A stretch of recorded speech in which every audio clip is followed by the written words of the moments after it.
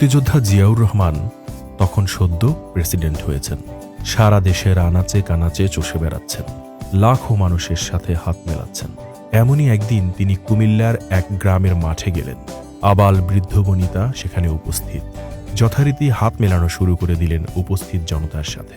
এক দুষ্টু ছেলে ভাবল, সে কেন একবার হ্যান্ডশেক করবে, তাকে অবশ্যই 2-3 বার হাত মেলাতে হবে, নইলে তো বন্ধুদের কাছে ইজ্জত থাকে না। এখনকার ছেলেপুলের ভাষায় যেটাকে বলে ফ্লেক্স করা। প্রথমবার হ্যান্ডশেক করার পর সেই দুষ্টু ছেলেটি পিছন দিয়ে ঘুরে আবার লাইনের সামনের দিকে গেল। ঠেলে ঠুলে আবার ঢুকে গেল লাইনে। হাত মেলানোর জন্য দ্বিতীয়বার সামনাসামনি হলেন জিয়ার। জিয়াও মুচকি হেসে হাত এগিয়ে দিলেন।